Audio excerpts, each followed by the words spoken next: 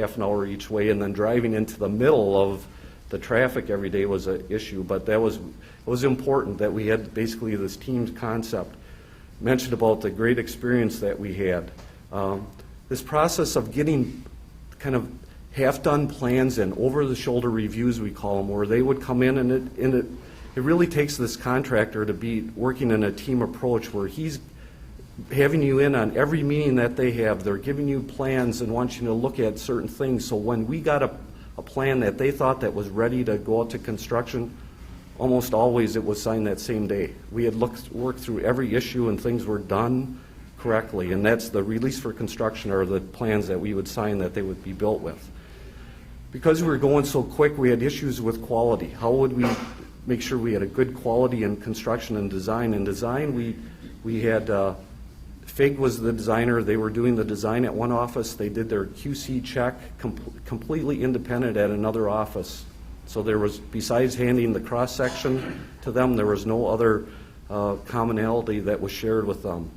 We did an independent review. We also hired PTG to work with us as part of that independent review. We also had a constructability review when the plans, right before they came to us to sign, they went to a very experienced engineer that FIG had that hadn't been involved with the QC or QA process. FHWA was very beneficial to have as part of our team too. When the first couple of days we talked with our FHWA rep and wanted to know how they could provide extra benefit.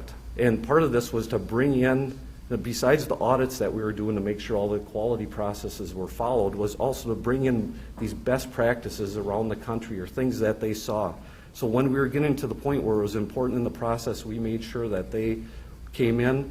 And almost every item that we talked about, what FHWA saw as the best practices, that's what Flatiron, Manson, and FIG were doing. So it worked out very well. And when there were a couple of them that weren't, but we talked through issues and we got it that we were all comfortable with that the direction that the team was taking was the best one.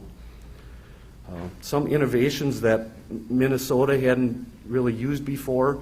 We had some high-performance concrete in the concrete boxes, and it was a combination of slag, fly ash, microsilica fume that gave us it was the lowest permeability concrete we had ever seen in a concrete mix that we had used.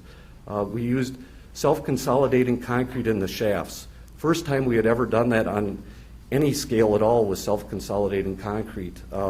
Worked out very, very well. That is now our practice, as a matter of fact. The methodology that they used for keeping the mass concrete cool